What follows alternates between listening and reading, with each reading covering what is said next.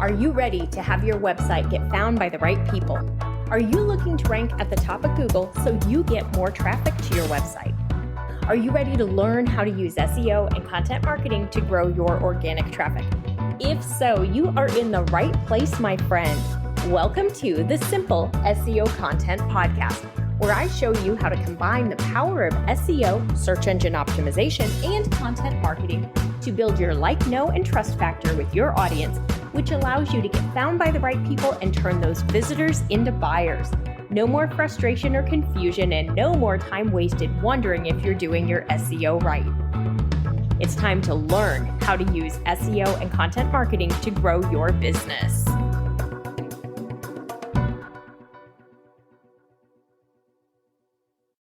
Hi, and welcome back to Simple Marketing and SEO. Today, we're going to talk about 5 super common SEO mistakes that most people make that are keeping you from getting website traffic from Google, and more importantly, how to fix them so that you can start getting traffic and making sure that your SEO is working, because there's no point in doing SEO if you're not going to get traffic from it, because you're putting the time and effort in. I want to make sure you're getting the results for the work that you're doing, my friend. So let's jump in. I am Rachel Lindhagen, your host, and I am here to help you learn all about SEO, organic marketing, email marketing, all the free ways you can grow your business and boost your website traffic. So what I see, the most common mistakes that I see when talking to prospective clients or working with potential students or when new students join me in my courses is that they have generic title tags and meta descriptions on every single page, or the title tags and meta descriptions are not there at all. They're not optimized, or they're optimized incorrectly.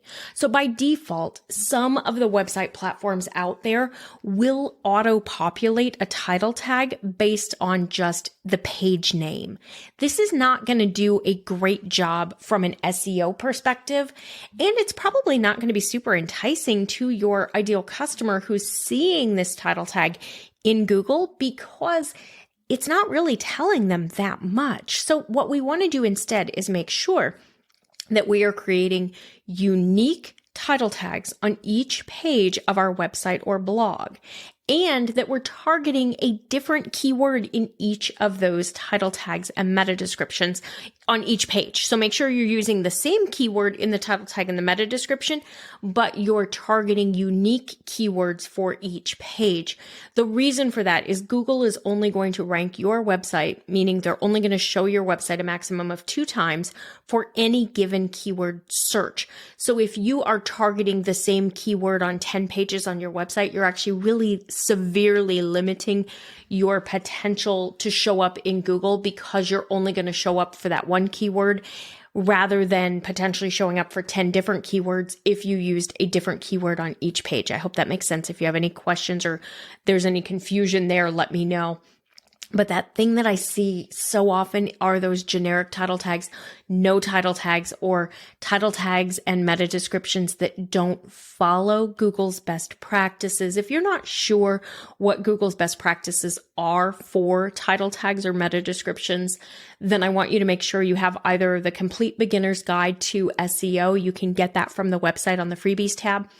And ideally, the SEO starter course and simple keyword research. That's your beginner introduction to SEO that's going to explain what all of this is and how to format it and what it looks like in Google.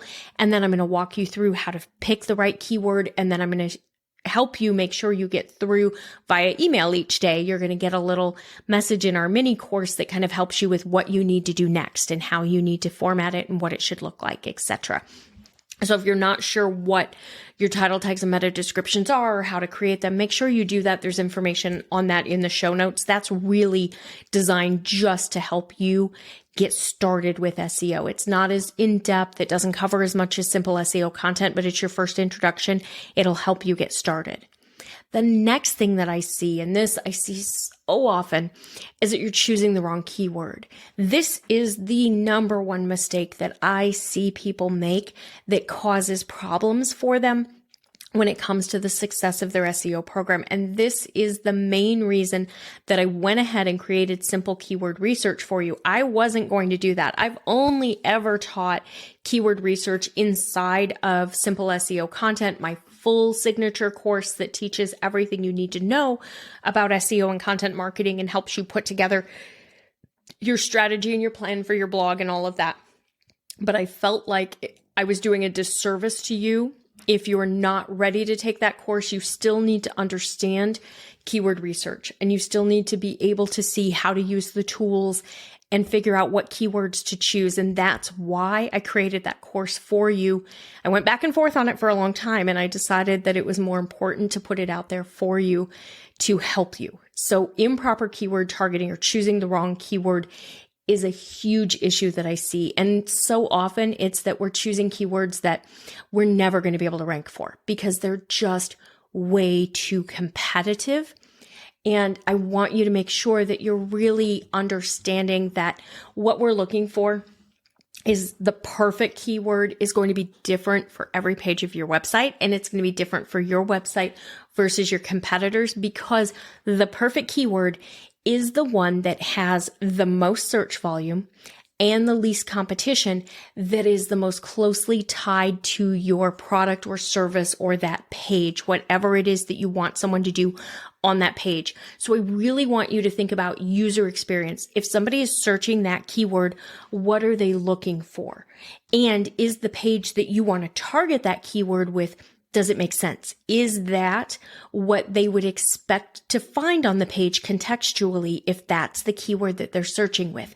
Then I want you to think about, how can I connect with them? How can I find the one with the most the most search volume and the best chance of ranking? Take simple keyword research.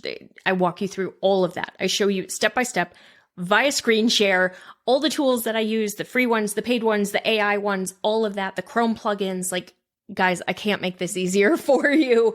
It shows you everything you need to do for keyword research. So choose the right keyword. This is going to be critical to your success from an SEO standpoint. Another mistake I see is that people don't encourage clicks on their website or even to their website. So we found in research studies that we can see up to a 30% increase in the click-through rate, meaning the number of people who see your website in Google search results, who click to come visit your website, just by including a call to action term in your title tag, meaning learn, discover, find out, ask, anything like that, shop, anything like that. If you can include something that is an action term in your title tag and still keep it within the correct parameters, meaning we're keeping it under 60 characters, including spaces, and we're using that keyword. I know this gets to be, it feels kind of challenging, but if you can do it, you can get more people clicking through to your website from Google, which can help you because that means you're getting more traffic to your website. Really important. So that's something that you can look at. Another thing that I see is that you're not optimizing your images. So you're not changing your image file names. You're not doing your alt text, or you're not minifying your images. So if you use your cell phone and you've got photos that you're taking and you're uploading them to your website or your blog, and you're still using them as like image 678 or whatever the file name is, I want you to stop doing that, because Google looks at your image file names to get an understanding of your website page and what it's about. It's one of those optimization elements or those SEO elements that Google is going to look at. So what we want to make sure is that we're first and foremost minifying it, meaning if you're on like WordPress, you can use a tool like WP Smush to make that file smaller. You can use a tool like JPEG Mini. If you use Photoshop, you can export for web. What you're looking to do is make sure that your photo files are kilobyte, not megabyte, because megabytes will mega kill your website. Alexa, stop. Oops, timer. So megabytes will mega kill your website. We don't want that, okay? We want to make sure that they're kilobytes, so they're smaller.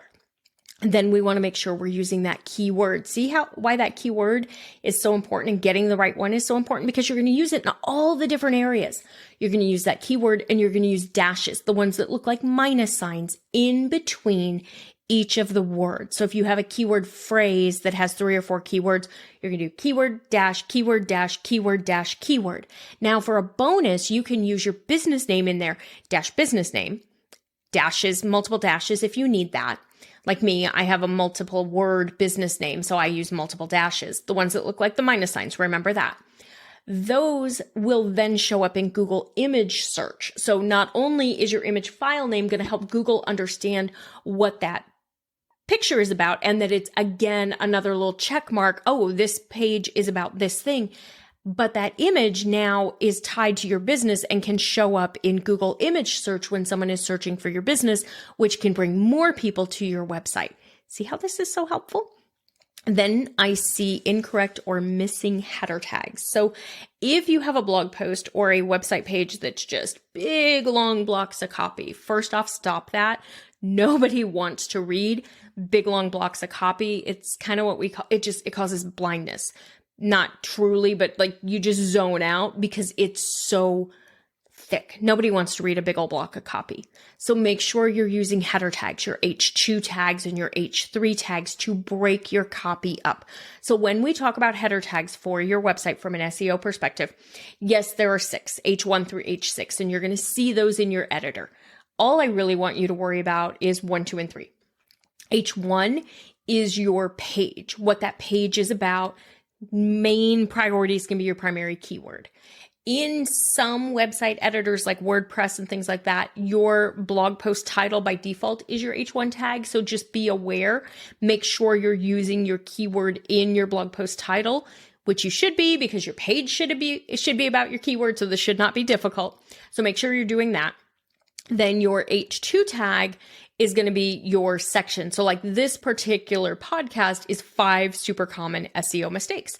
Each of these 5 mistakes that I've talked about are a separate header tag in my blog post because I want those to be the H2s because those are the main points of my post. My H1 tag is going to be related to SEO mistakes. And then each of those mistakes will be an H2 tag. And then if I'm breaking those down further, each sub mistake will be an H3 tag. So for example, incorrect or missing header tags. Well, I might tell you that yes, the incorrect or missing header tags are H1, but then I might tell you what other header tags to use and how to use them. And those might be in H3 tags, just kind of as an example of how I would do this so that it makes it easier for you when you're reading it, but it also makes it easier for Google to understand what the content is about. If you're making any of these simple, common, super common SEO mistakes, I want you to help yourself. So either if you just want the first little bits of it, you just want to get started, get the SEO starter course and simple keyword research combo. That's going to get you started. It's going to help you understand, but it's just the introduction. If you really want to do it all and you want to be able to be in a group with me and work, small group and ask questions and make sure that you understand how to figure out your competitiveness of your niche and how to create a strategy that's going to beat your competition. And you want to understand what the numbers in Google Analytics mean so that you can truly make changes based on that. And you really want to dig into it and you know that you want to learn how to build links and all that. Then you need to take Simple SEO Content the next time that it opens for enrollment. So that's really how you figure out, do you want just the first little introduction and the first little taste, or do you want to learn the whole process? Because if you want to learn the whole process, take Simple SEO Content. If you want just enough to get started, just enough to be kind of dangerous with SEO, then go ahead and take that starter course and simple keyword research. Take the combo so you have the two. It'll help you a lot. All right. If you have any questions for me about SEO, be sure and use that Google form that's in the show notes. You can learn about those, all the different classes in the show notes as well. And I will see you back here next week. Thanks so much. Bye for now. That's all for today's episode of the Simple SEO Content Podcast. I want to thank you so much for joining me. Make sure you visit my website, etchedmarketing.com, and visit the freebies tab. Right there, you're going to find the SEO Content Quick Start Guide along with the free SEO class. So you'll have everything you need to know to get started with SEO and content marketing. Then do me me a favor, if you wouldn't mind, if you would do a rating and a review of this podcast on your favorite platform, that would really help spread the message, and I do greatly appreciate it. If you have any questions, you can always DM me on Instagram at Etched Marketing Academy, and I will see you right back here next week.